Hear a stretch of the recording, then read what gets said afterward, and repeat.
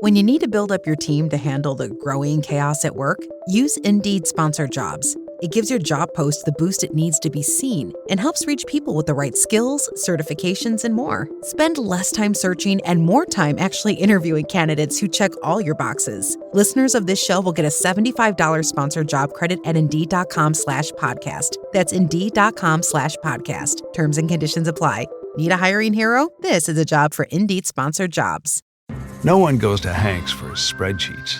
They go for a darn good pizza. Lately, though, the shop's been quiet, so Hank decides to bring back the $1 slice. He asks Copilot in Microsoft Excel to look at his sales and costs and help him see if he can afford it. Copilot shows Hank where the money's going and which little extras make the dollar slice work. Now Hank has a line out the door. Hank makes the pizza, Copilot handles the spreadsheets. Learn more at m365copilot.com/work. This episode is brought to you by State Farm. You know those friends who support your preference for podcasts over music on road trips? That's the energy State Farm brings to insurance. With over 19,000 local agents, they help you find the coverage that fits your needs, so you can spend less time worrying about insurance and more time enjoying the ride. Download the State Farm app or go online at statefarm.com. Like a good neighbor, State Farm is there. You're listening to the Animation Addicts Podcast, episode 367, Swapped, Past Participle Titles.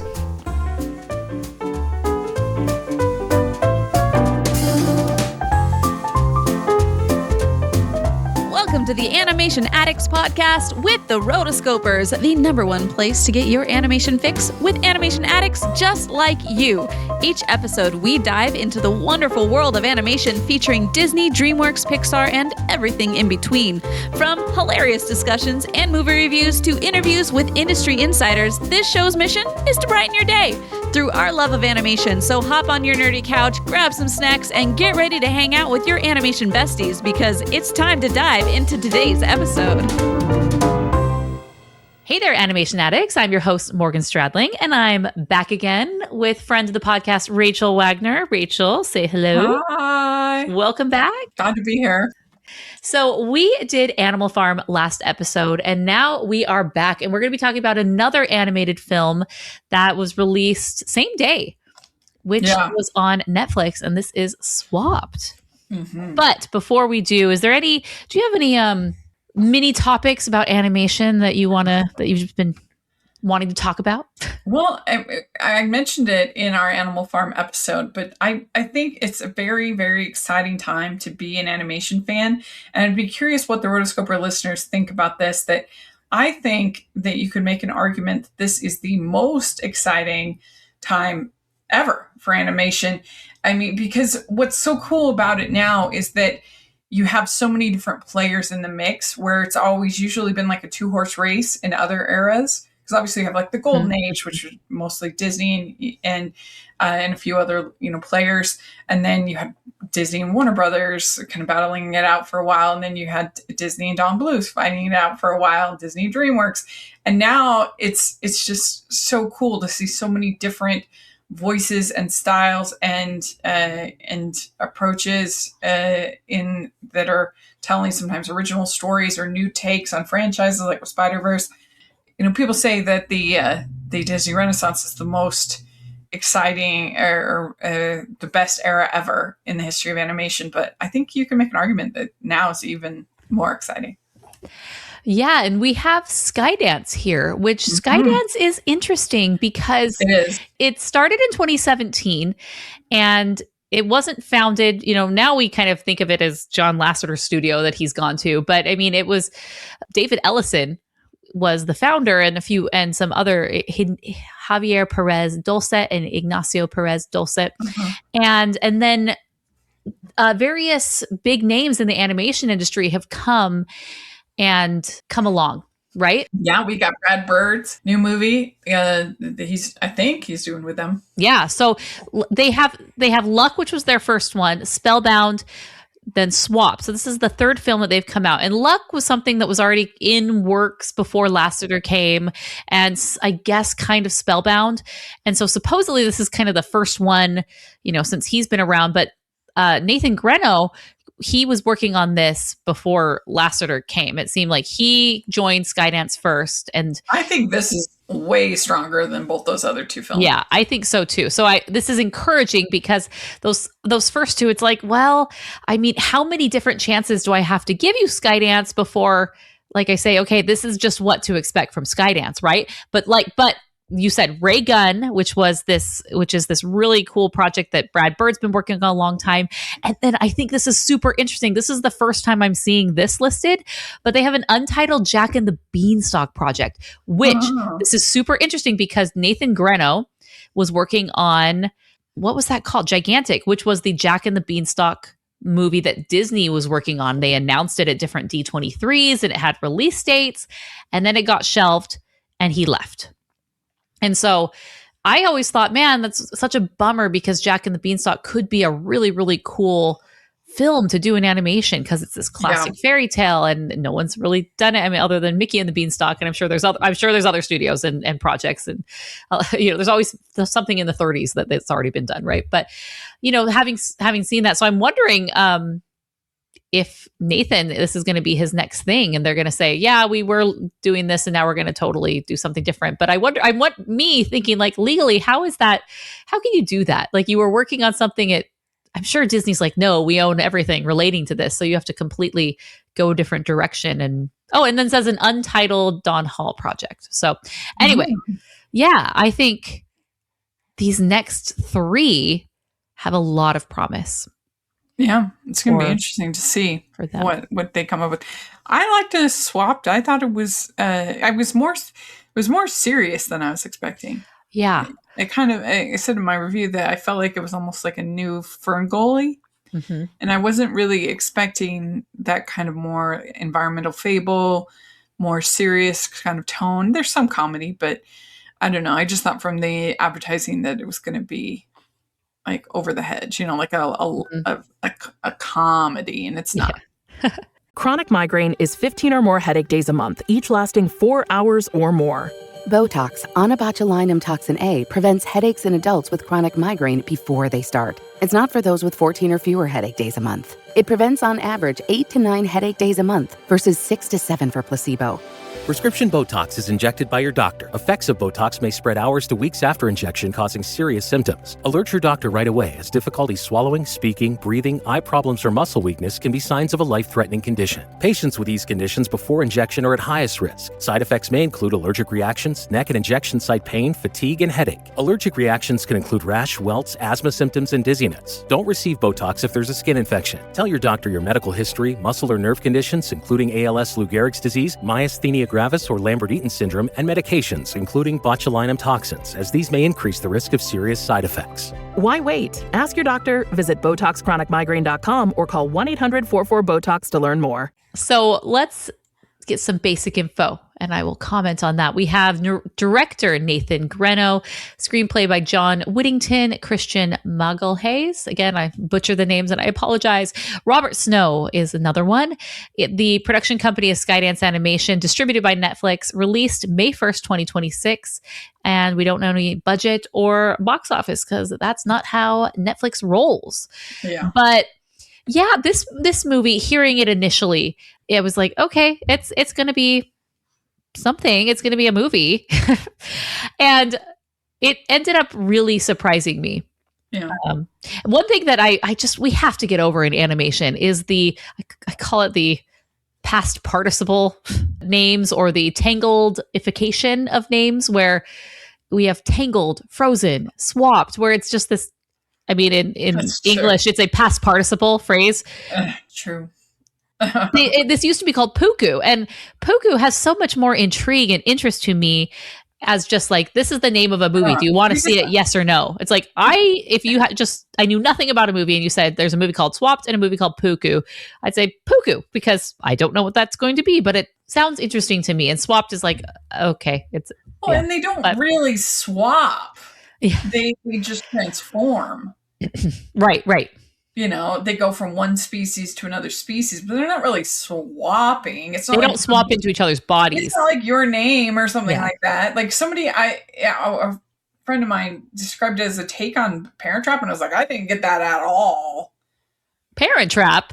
Yeah. Oh, where you're like living the other person's life. Yeah. Or something. I was just like, I didn't, or not Parent Trap, Freaky Friday. Sorry, Freaky Friday. It was like Freaky Friday. And I was like, I didn't get that at all. Like, I didn't get Freaky Friday vibes or your name or, something like that. I was thinking more, when I watched, I was thinking more like Ferngully. It's not violent like Princess Mononoke, but like an environmental fable, is more what I was thinking of when I watched it. Yeah. Yeah. I mean, it surprised me, which I think is good. And I think maybe that you can't necessarily put it in one of those boxes. It kind of feels like it's its own thing, which is encouraging, because having Hoppers just come out a few months later, I'm sure they were not appreciative that I really haven't heard any comparisons between the two. But I really haven't heard a lot of hype for Swap since it's really come out.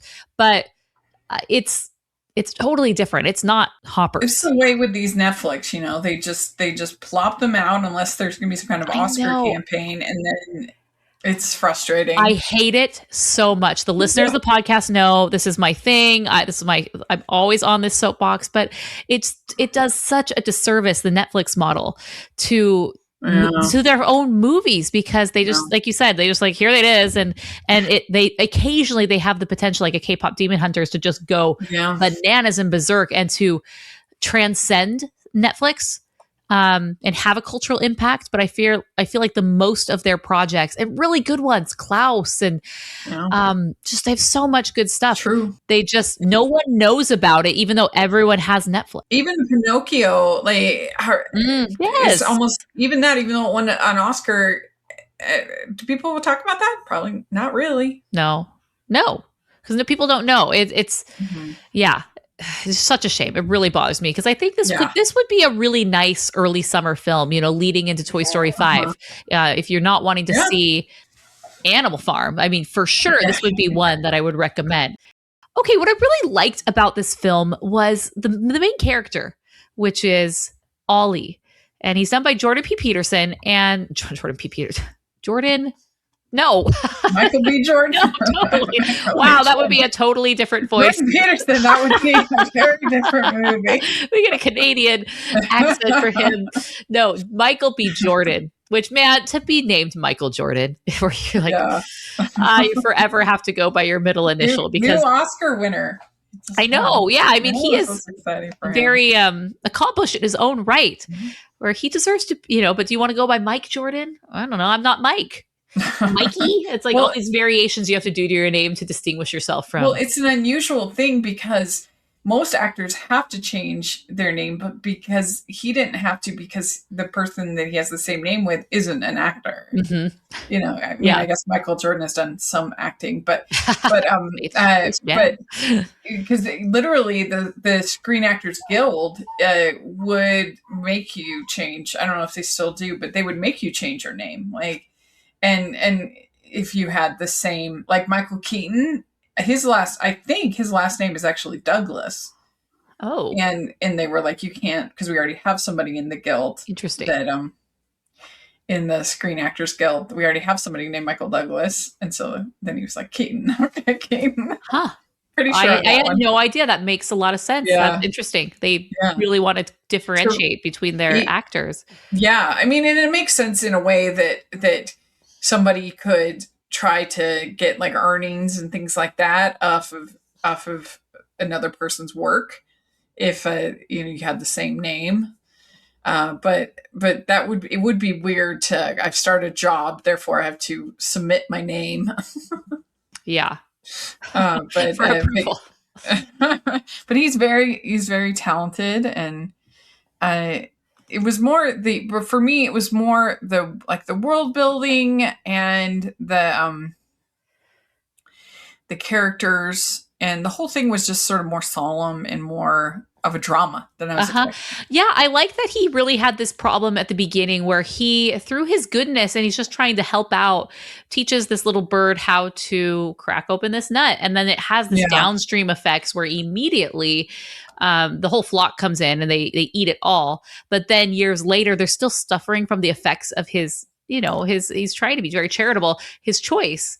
And the family, especially the dad, resent him for it. And he's still trying to survive, and they are trying to figure out how can we survive now, because this is our life, and we won't survive. And there's going to be a famine and all of that. And it's because of him. And I liked that. I thought that was hard, because there are things in your life that happen, and whether by your choice or not, or maybe you just you were young and you had no idea, and the consequences are still there. So how do you navigate that? How do you move forward? Yeah, it's kind of like, who let the first bunny into Australia? Now they have like whole yes. hills covered with bunnies and things like that. That you don't realize kind of what you're doing sometimes in the delicate state of our ecosystem. That's why I saw it more as an environmental fable than a Freaky Friday take or something. Yeah, it was its own thing. Yeah. And so, like, you were talking about the world building. That's one thing that's totally took me off guard. I was not expecting this to be so whimsical and have these fantasy elements, because you see these main characters, you think like, oh, it's like a little critter and a bird. But you don't realize, like, they're pretty normal compared to the other animals in this world, which are, we've got the fire wolves, and we have the deer that have the branches for antlers. And there's just so much really cool stuff going on. I didn't realize until I started watching it, and I think that does a disservice. When you talked to Nathan, did he say like what they were kind of trying to go for, or they were hoping people would get out of it? As far as a message or look? Like, I mean, I think he wanted, it wasn't necessarily an environmental message. It was more of a message about working, like, othering other people and working, not necessarily othering, but like, we all live in this world together. We need to figure out how to coexist. Yeah. And not constantly, I guess it is othering. It was like, you're the evil, you're the bad guy, we hate you, because you're different. That was really the thing that he wanted to hammer home. And I appreciated that, because this was, that's the message, but it's not the message, if Yeah. I appreciated that there's a message, but it wasn't so heavy-handed. I feel like so many films and animated films are really heavy with the message and what the moral of the story is, and not in a He-Man end of the episode. Recycle, kids. It's just like, okay, guys, like, I got it. It's cool. I'm be nice to people, but it was very smoothly woven into the narrative. It didn't hit you with a frying pan, to use the Tangled analogy. Yeah, you wouldn't feel like this is woke by any means. No, and even if it were, I mean, it's just like, oh, this was nice. Like, this, I totally agree. Like, I think the best filmmakers and storytellers are able to have something very important, like a message of their film that they want to convey, and they can do it so seamlessly that you don't even realize that you're being preached to in a way. And I didn't feel like this was preachy. Like, he wasn't trying to preach. It's like, hey, this is the story we want to tell, and this is ultimately where we want to end up. And it was great. And I loved it, because I feel like that nuance and that subtlety has really, really been lost on Hollywood recently. Yeah, it was. I liked it too. I thought it was I liked the characters. I thought it was nice to look at. It was just it felt like an old school movie from the 90s, something like a Ferngully. That's what I kept coming back to. Is it really reminded me of Ferngully. I really liked the fish. What was his name? So there's Ollie, who's kind of an otter creature. Then there is Ivy, who's voiced by Juno Temple. And that was another thing that I really appreciated, is that they kind of had their own distinct voices within species. So they were all British, she and her sisters. Yeah. And he said that was a conscious effort. They wanted to really distinguish between the different groups by having these different, because that actually is something that really does bother me in animated films, where you have one character who has this dialect and another person who has like a Southern dialect, and then, another, they're just, I'm like, and we're all supposed to be part of the same family. It really takes me out of it sometimes when they're very distinct. And so I really appreciated that. So then we have the fish. What was his name? Boogle? Yeah. And he was by Tracy Morgan. Yes, Morgan. Yeah. Yeah. Google. And Cedric the Entertainer, he's the dad, right? Okay. Yeah. Yeah, he was a funny character, and we do spoilers here. And the twist, I was not expecting that to happen. That he got them in the end, and he was actually a firewolf that had been stuck because of these little pods. Yeah, I was surprised by that, and everything with the waterfall and just everything that went down. It didn't play out exactly like I was expecting. I thought, and I just thought the whole movie was going to be a lot sillier, and it didn't end up really being that much of a comedy. No, yeah. I mean, it's really them just having to figure out where the enemies, not enemies to lover trope, but what would the trope be where it's like two enemies get together and they have to figure out how to work together? Like a marriage of convenience. Yes, kind of. yes, yeah. Because they don't like being trapped in this other, I mean, it's their body, but it's a transformed body. You know, they want to go back. Yeah. And then they learn what it's like to walk in another person's shoes through that. You know, I really like the flying sequence where he's learning how to fly and she's helping him out. Yeah, that was good. You know, anytime that they're in the water, I thought was really great. And the other thing I really liked about this film was how bright it was. This is, you know, not necessarily in animation a problem, but in general, movies have gotten a really dark and gray, and we've lost. Like, it's like they took the saturation filter on most movies and they like put it all the way down. And this was just bright and colorful, and there's lots of really great things to look at. The world building was wonderful. You know, talking about another movie that I didn't necessarily love, but you really loved, that I love the world building, was Goat. You know? Yeah. And so I love these movies Really when they do enjoyed something, you know, Goat was this urban jungle, literal urban jungle. It was really lived in, and these vines everywhere. It just like you could feel like, wow, this is a really cool place that they've created here. And likewise, I felt they did a really great job with this, doing that. Yeah. So I agree. It had livelihood to the characters. Like there were even their, like the shape of their eyes, the mouths, all that stuff like was very animated, for lack of a better word. Yeah. Well, the word works. Yeah. So yeah, we have this twist villain. And then it reminded me, it had kind of a Bambi scene where the forest catches on fire and then all the animals end up having to escape the fire and go to this little island. I feel like that happens in Bambi at the very end where they're escaping. Well, and also the wild robot kind of. Mm-hmm. Everybody gathers. And then the end, they all come together and they kind of have to explain to the parents, right? Like, no, these are actually, you know, our friends, and we should do this. But then I like that also she's able to see, you know, what her family's existence has done to him and kind of take responsibility for that. Yeah. Of like, oh, maybe we shouldn't just eat all of your food and have no regard for anyone else. Because I could see, like, you'd be like, so who cares? Too bad. We're here now. Like, we're in nature, you'd think, like, who cares? This is the dominant predator. Probably how it works. He realizes they've been taking advantage of them. Right. Without even noticing or knowing, you know, how that affected them. So, yeah.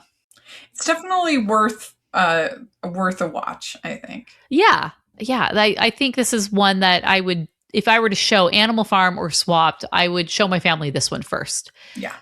It's good, and it is above par for most animated films, I feel like. Okay, so I'm trying to think. If we were to rank, we all have different rankings, but if I were to kind of like the mainstream animated films of 2026 that have come out. So let's list them. We have Goat, Hoppers, Animal Farm, and Swapped. Is there anything else that's...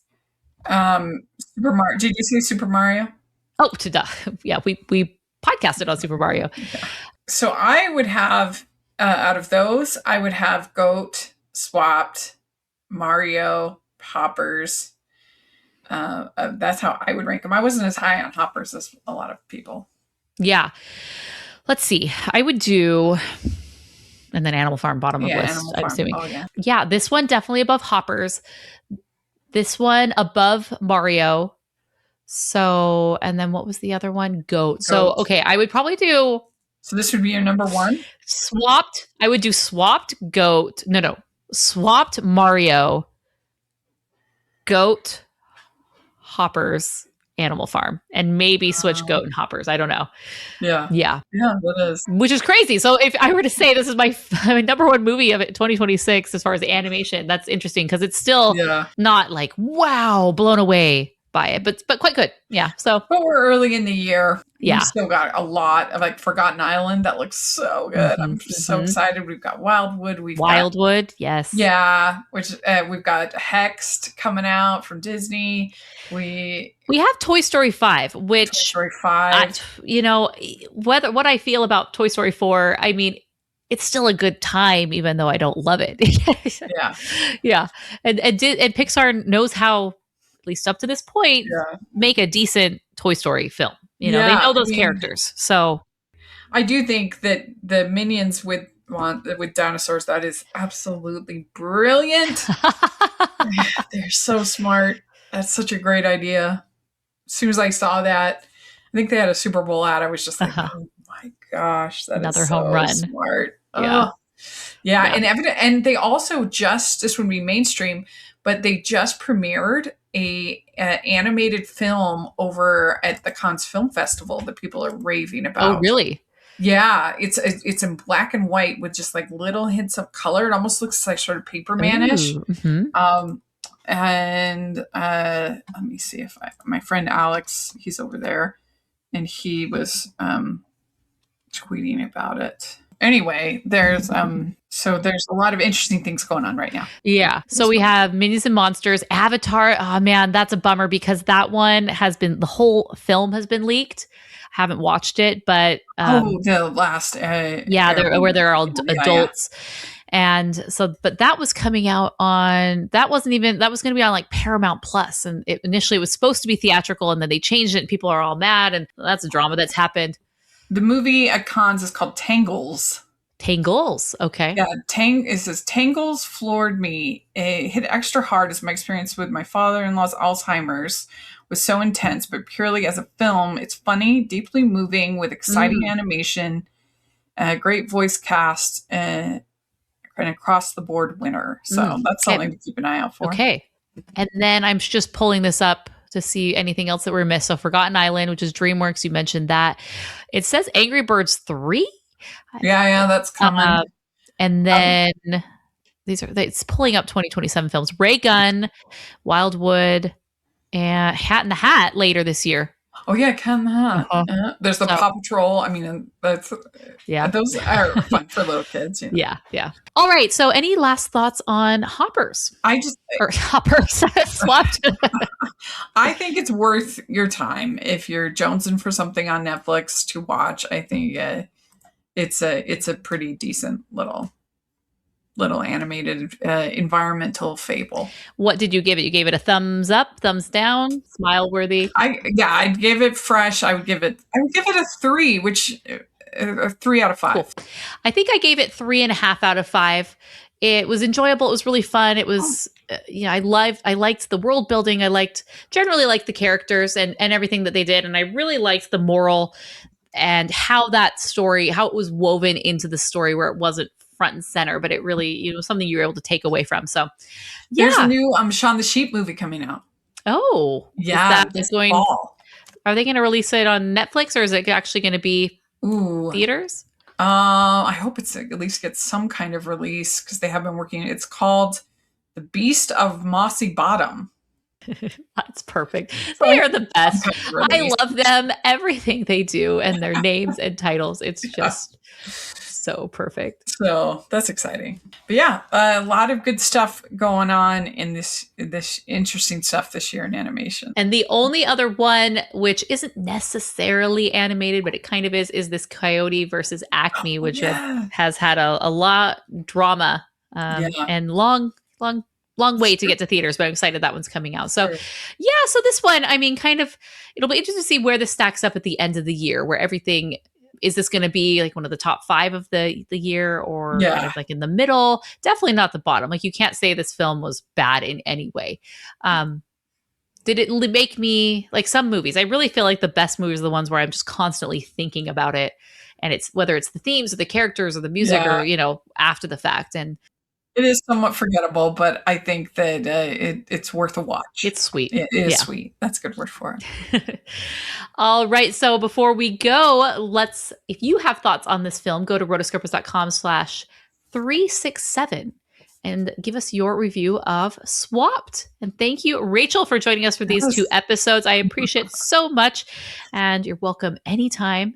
I'm excited. I'm always watching everything that you're doing. So great work over there. Well, thank you for that. And yeah, you can find me all over the place, Rachel's Reviews, all over the place, and also at Hallmarkies Podcast. A lot of fun stuff going on over there. And because it's been a good year actually for rom-coms as well, finally. It's been a decent year at least. So yeah, a lot of fun stuff going on all over the place. So check it out. Awesome. So until our next episode, we are the Rotoscopers. Yay!